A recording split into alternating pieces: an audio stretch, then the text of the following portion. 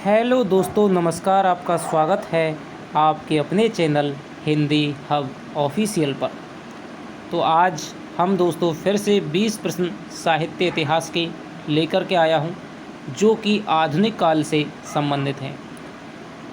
जितने भी क्वेश्चन आपके सही होते हैं कमेंट में लिख करके बताइएगा अवश्य। तो चलिए शुरू करते हैं आज की ये वीडियो। यदि आप चैनल पे नए हैं तो दोस्तों चैनल को सब्सक्राइब करें, और यदि आप अभी तक हिंदी हब के टेलीग्राम ग्रुप से नहीं जुड़े हैं तो दोस्तों डिस्क्रिप्शन में लिंक है, उसके माध्यम से आप जुड़ें। तो सबसे पहला जो दोस्तों प्रश्न है वो है आपका, विल्लेसुर वक्रेहा नामक उपन्यास के लेखक हैं जैनेन्द्र, भगवती चरण वर्मा, भीष्म साहिनी और निराला। बताइए दोस्तों, विल्लेसुर वक्रेहा नामक उपन्यास के लेखक हैं जैनेन्द्र, भगवती चरण वर्मा, भीष्म साहिनी और निराला। तो इसका जो उत्तर हो जाएगा वो हो जाएगा आपके सूर्यकांत त्रिपाठी निराला। हालांकि ये प्रमुख रूप से कवि हैं, लेकिन उन्होंने कई उपन्यास भी लिखे हैं जिनमें कि विल्लेसुर वक्रेहा भी है। अगला आपका जो प्रश्न है वो है, नटों की जिंदगी को उजागर करने वाला उपन्यास कौन सा है? बंदूक और बीन, जब आवेगी काली घटा, कब तक पुकारूं प्रोफेसर।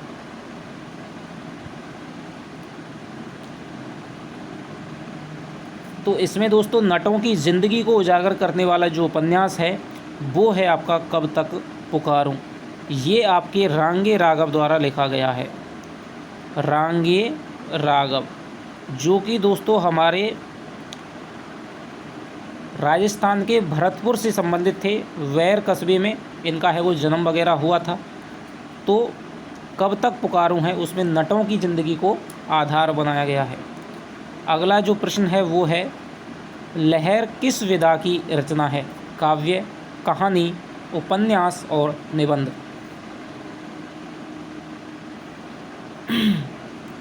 तो दोस्तों लहर है वो आपके जयशंकर प्रसाद की रचना है और वो काव्य विधा की रचना है। अगला जो प्रश्न है वो है आपके, दो टूक कलेजे के करता, पछताता पथ पर आता, पंक्तियों के रचयिता हैं। दो टूक कलेजे के करता, पछताता पथ पर आता, पंक्तियों के रचयिता हैं प्रसाद, नागार्जुन, निराला, अज्ञेय।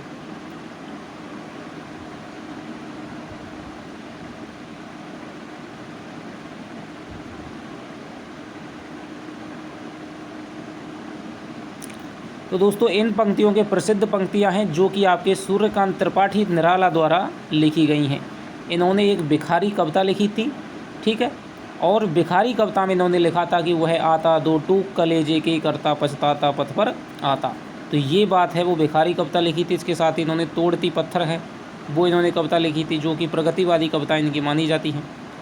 अगला जो आपका प्रश्न है वो है, तुलसीदास नामक खंड काव्य किसका है? प्रसाद, नरेश मेहता, निराला और सुमित्रानंदन पंत। बताइए दोस्तों। आपने अवश्य दोस्तों सही उत्तर है वो चुन लिया होगा। तो तुलसीदास जो खंड काव्य है वो है आपके सूर्यकांत त्रिपाठी निराला, ठीक है। तुलसीदास के आपके जीवन पर है, जिसकी जो प्रसिद्ध पंक्तियां हैं वो हैं, धिक आए तुम यो अनाहूत, धो दिया कुल धर्म सब पूत, राम के नहीं तुम चाम के सुत, कहलाए कैसी शिक्षा कैसी ब्रह्म पर आए। तो ये है बात, वो रत्नावली तुलसी को फटकार के रूप में कहती है।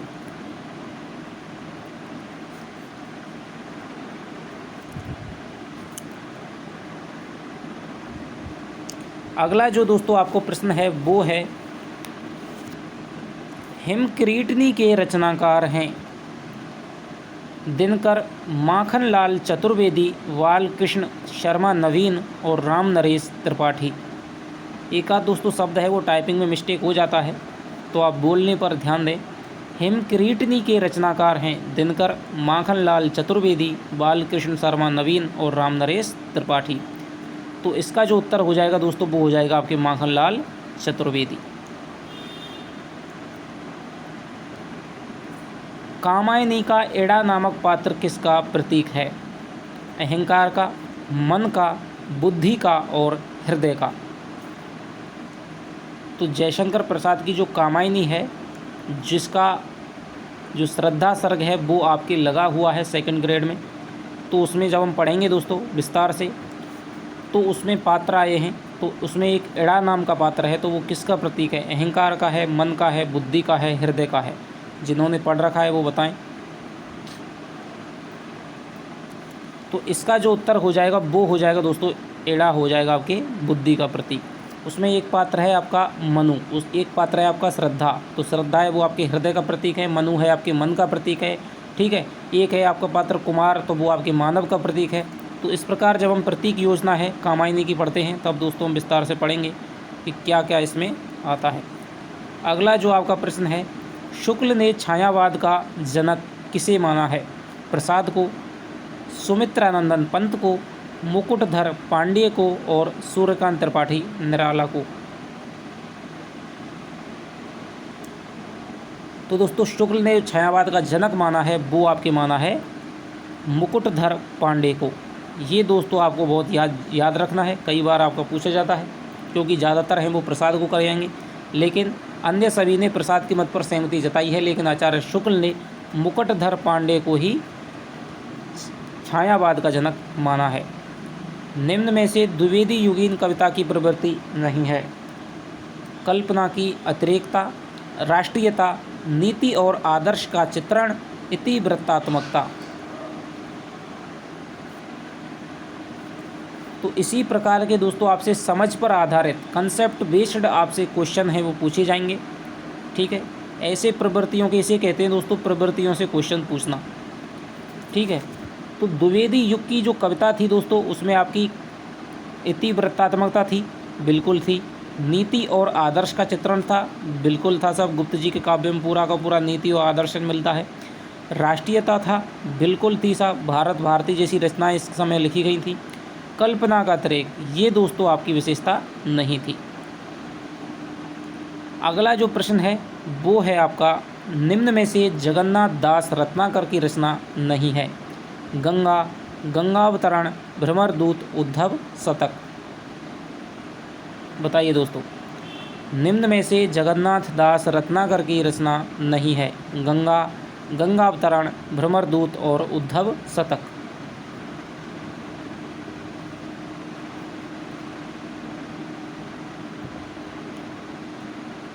तो दोस्तों इसका जो उत्तर हो जाएगा वो हो जाएगा आपके भ्रमरदूत, ठीक है। क्योंकि गंगावतरण और उद्धव शतक है वो आपके बाबू जगन्नाथ दास रत्नाकर की रचनाएं हैं।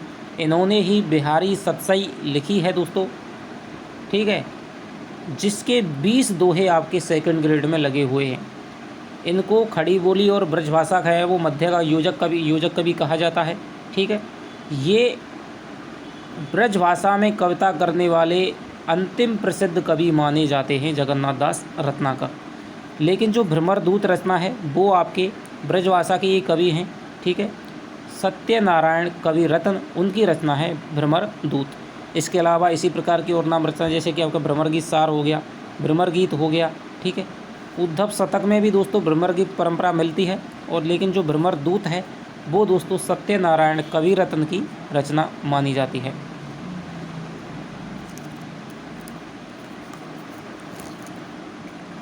अगला जो आपका प्रश्न है दोस्तों वो हो जाएगा, किस कवि ने राष्ट्र को सगुण मूर्ति सर्वेश की कहकर के वंदना की है? हरिऔध, माखनलाल चतुर्वेदी, मैथिली शरण गुप्त और रामधारी सिंह दिनकर।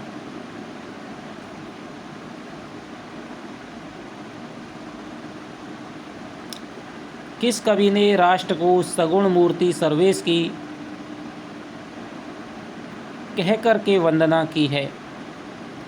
हरिऔध, माखनलाल चतुर्वेदी, मैथिली शरण गुप्त और रामधारी सिंह दिनकर। इसका जो उत्तर होगा दोस्तों वो हो जाएगा आपके मैथिली शरण गुप्त। हे मातृभूमि तू सत्य है सगुण मूर्ति सर्वेश की, तो ये बात है, ये कविता लिखी थी इन्होंने, तो मैथिली शरण गुप्त ने कहा है।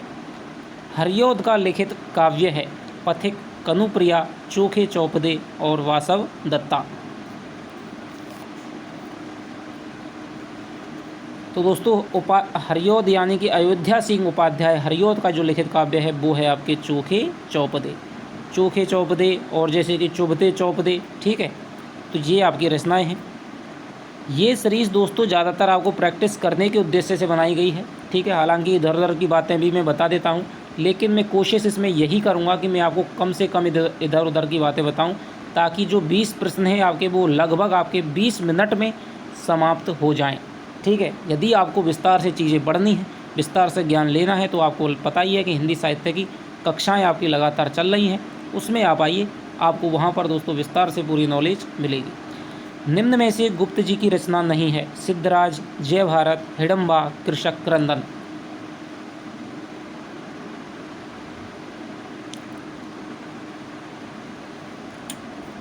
तो दोस्तों इसमें जो गुप्त जी की रचना नहीं है वो है आपके कृषक क्रंदन। ये आपकी है गया प्रसाद शुक्ल स्नेही की। सिद्धराज है, जय भारत इनका महाकाव्य है, हिडम्बा गुप्त जी की रचनाएं मानी जाती हैं। वियोगी होगा पहला कवि, आहा से उपजा होगा गान, और उमड़कर आँखों से चुपचाप वही होगी कविता अनजान। पंक्तियों के रचयिता हैं जयशंकर प्रसाद, महादेवी वर्मा, निराला, सुमित्रानंदन पंत। बताइए, बहुत ही प्रसिद्ध पंक्तियां हैं और इस बार की यूजीसी नेट एग्ज़ाम में ये आई थी, बहुत बार परीक्षाओं में पूछी गई हैं। तो इसका जो उत्तर हो जाएगा दोस्तों वो हो जाएगा आपके सुमित्रानंदन पंत। तो ये बात है दोस्तों कविता की उत्पत्ति संबंधित है, सुमित्रानंद पंत ने कही है। अगला जो आपका प्रश्न हो जाएगा वो है, प्रसाद को छायावाद का ब्रह्मा कहने वाले विद्वान हैं? मुकुटधर पांडे, नंद दुलारे वाजपेयी, कृष्णदेव झारी और डॉक्टर नामवर सिंह। तो छायावाद का ब्रह्मा है वो प्रसाद को किसने कहा है? तो ये कहा है दोस्तों आपके कृष्णदेव झारी ने, ठीक है। छायावाद का ब्रह्मा है वो प्रसाद को कृष्णदेव झारी ने कहा है।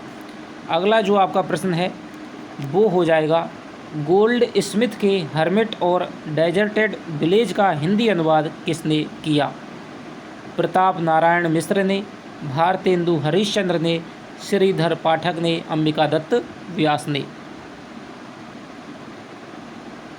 दोबारा सुनिए, विदेशी आपके रचनाकार हैं गोल्ड स्मिथ, तो उनका एक नाटक है हर्मिट और डेजर्टेड विलेज, दो अलग अलग नाटक हैं। इनका है वो हिंदी अनुवाद किसने किया था? बहुत ही प्रसिद्ध प्रश्न है। प्रताप नारायण मिश्र ने, भारतेंदु हरिश्चंद्र ने, श्रीधर पाठक ने, अंबिका दत्त व्यास ने। तो इसका जो उत्तर हो जाएगा दोस्तों वो हो जाएगा आपके श्रीधर पाठक। इन्होंने जो हर्मिट है उसका नाम किया था एकांतवासी योगी, और डेजर्टेड विलेज का हिंदी अनुवाद किया था उजड़ ग्राम के नाम से इन्होंने किया था। अगला जो आपका प्रश्न है वो है, इति वृत्तात्मकता किस काव्य की प्रधान प्रवृत्ति है? भारतेंदु युग, द्विवेदी युग, शुक्ल युग, छायावादी युग।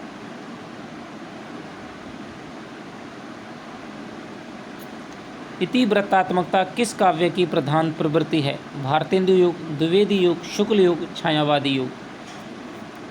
तो दोस्तों इति वृत्तात्मक, जैसे कि हमने एक प्रश्न ऊपर भी पढ़ा, द्विवेदी युग की कौन कौन सी प्रवृत्तियाँ थी, तो वहाँ पर हमने जाना कि इति वृत्तात्मकता भी उसकी प्रवृत्ति थी।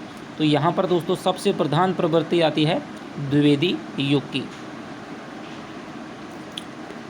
अगला जो प्रश्न है वो है आपके, सजल गीतों की गायिका किसे कहा जाता है? महादेवी वर्मा, सुभद्रा कुमारी चौहान और मैत्रेयी पुष्पा सहजोबाई।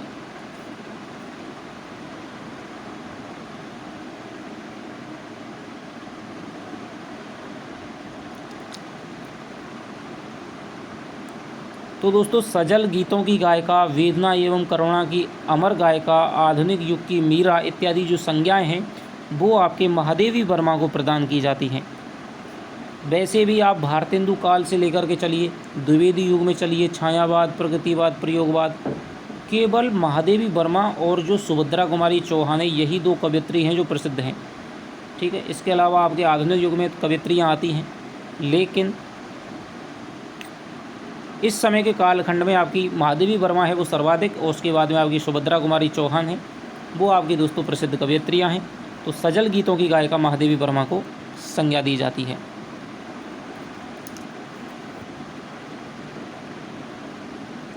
अगला जो आपका प्रश्न है वो है दोस्तों कि छायावादी कवियों में सर्वाधिक रहस्य भावना किसमें पाई जाती है? प्रसाद में, निराला में, पंत में, महादेवी में।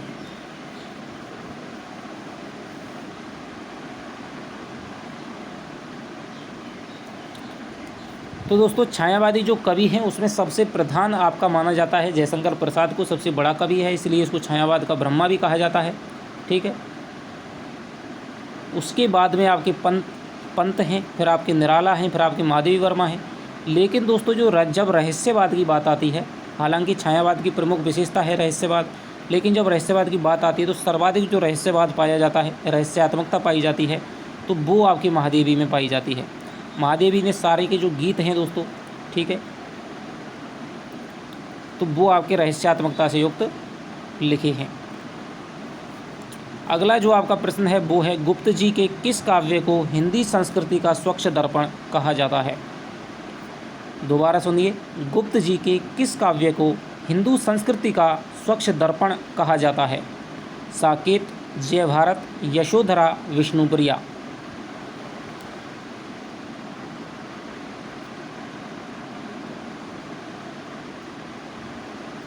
तो इसका जो उत्तर हो जाएगा दोस्तों वो हो जाएगा आपके जय भारत, जो कि 1952 की रचना है। ठीक है। हालांकि इनका जो सर्वाधिक प्रसिद्ध काव्य है वो है साकेत 1931 में, ठीक है, जो कि राम कथा पर है। उसमें 9वां उसका खंड है उर्मिला विरहखंड, जो कि आपके फर्स्ट ग्रेड में लगा हुआ है। लेकिन जो जय भारत है उसको हिंदू संस्कृति का स्वच्छ दर्पण की संज्ञा दी जाती है। तो इस तरह से दोस्तों हमने 20 प्रश्न कर लिए हैं। कितने आपके सही होते हैं आप कमेंट में लिख करके दोस्तों अवश्य बताइएगा। और आपको दोस्तों ये सीरीज़ पसंद आ रही हो, हिंदी हब चैनल यदि आपको लग रहा है कि हाँ आपके लिए कुछ मेहनत कर रहा है, तो दोस्तों कृपया चैनल को सब्सक्राइब करके जाइएगा और वीडियो को लाइक करके जाइएगा। तो चलिए आपसे मिलता हूँ अगली वीडियो में, तब तक के लिए दोस्तों आपसे बाय। जय हिंद, जय भारत।